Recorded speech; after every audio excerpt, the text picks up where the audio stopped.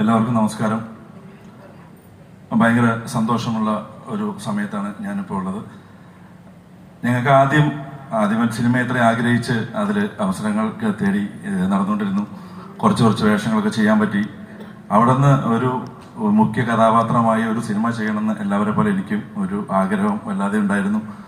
അവിടെ നിന്ന് എന്നെ സഹായിച്ച ആളാണ് നമ്മുടെ അമൽ കെ ജോബി. അദ്ദേഹത്തിന് ഞാൻ എതിരെ എന്ന് പറയുന്ന പടത്തിൽ വെച്ചാൽ ഞങ്ങൾ ആദ്യം പരിചയപ്പെട്ടത്. അവിടെ നിന്ന് കിട്ടിയ സൗഹൃദമാണ്.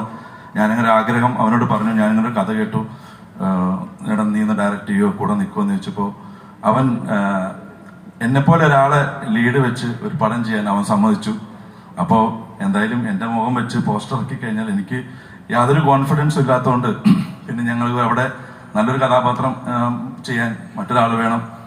അങ്ങനെ ഞാൻ ബിബിനോട് പറഞ്ഞു, ബിബിനെ ഹെൽപ്പ് ചെയ്യണം, ഇങ്ങനൊരു പരിപാടിയുണ്ട്, നീ എന്നെ പടത്തിൽ ചെയ്യും. അവനൊന്നും പറഞ്ഞില്ല. കഥ പോലും കേൾക്കാതെ അന്ന് സമ്മതിച്ച അല്ലെങ്കിൽ ഈ സിനിമ ഉണ്ടാവാൻ കാരണക്കാരനായ ആളാണ് ബിബിൻ. പിന്നെ എൻ്റെ പ്രൊഡ്യൂസർ അബ്ദുള്ള എന്നെ പോലെ ഒരാളെ വെച്ച് ഒരു പടം പ്രൊഡ്യൂസ് ചെയ്യാൻ വേണ്ടി മുസാഫിർ അബ്ദുള്ള റെഡിയായി. അങ്ങനെ കിട്ടിയ സൗഹൃദത്തിൽ ഞങ്ങൾ ഗുമസ്തൻ ദൈവം അനുഗ്രഹിച്ച് നല്ല രീതിയിൽ പോയി. OTT പ്ലാറ്റ്ഫോമിലും സാറ്റലൈറ്റ് എല്ലാ ബിസിനസ്സും ചെയ്യാൻ പറ്റി.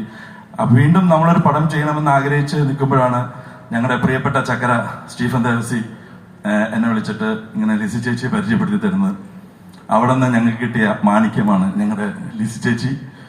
നേരത്തെ ജോണിച്ചേട്ടനും സ്റ്റീഫനൊക്കെ പറഞ്ഞ പോലെ ഒരു അയൺ ലേഡിയാണ്.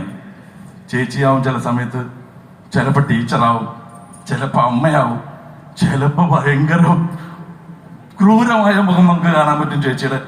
അവിടെ നിന്ന് ഞങ്ങൾ അങ്ങനെ ചേച്ചി കണ്ടു. ഞങ്ങൾ ആദ്യം കഥകൾ സംസാരിച്ചു. നേരത്തെ പറഞ്ഞുകൊണ്ട് പറയുന്നില്ല. ചേച്ചി കഥ പറഞ്ഞപ്പോൾ ഞങ്ങൾ ആദ്യം ഇങ്ങനെ ചേച്ചിയാണ് ഇങ്ങനെ പുറത്ത് വിദേശത്തൊക്കെ ഇങ്ങനെ ഇത് പള്ളിയിൽ അച്ഛന്മാരെ പഠിപ്പിക്കുകയും ക്ലാസ്സൊക്കെ ചെയ്യുന്ന ആളാണ്, അപ്പൊ എന്ത് കഥയായിരിക്കൂടാന്നൊക്കെ പറഞ്ഞു പോയി. പക്ഷെ ചേച്ചി ഞങ്ങളെ ഞെട്ടിച്ചു കഥ കേട്ടിട്ട്. ഈ പതിയില്ല, വേറെ കുറെ കഥകളുണ്ട് ചേച്ചിയുടെ കയ്യിൽ. ചേച്ചിക്ക് ഒരു 10-20 സിനിമ ചെയ്യാനുള്ള കഥകളുമായിട്ടാണ് ചേച്ചി നടക്കുന്നത്. അവിടെ നിന്ന് ഞങ്ങളുടെ മറ്റൊരു മുത്തായ ദേവസ്യേട്ടനെ പരിചയപ്പെട്ടു. ഇപ്പോൾ ഞങ്ങൾ ആ കഥയുടെ ഡിസ്കഷനൊക്കെ ആയിട്ട് സ്റ്റാർട്ട് ദേവസ്യേട്ടനും ഞങ്ങൾ ഒരുമിച്ചാണ് ഞാൻ താമസിക്കുന്നത്.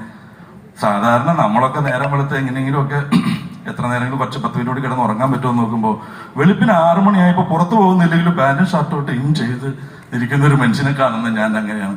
അത്രയ്ക്കും ഡെഡിക്കേറ്റഡ് ആണ് പുള്ളി. ഞങ്ങൾ പുറത്തിറങ്ങുന്നില്ല, പക്ഷെ പുള്ളി പാന്റും ഷർട്ടൊക്കെ ചെയ്താണ് മുറിയിലിരിക്കുന്നത്.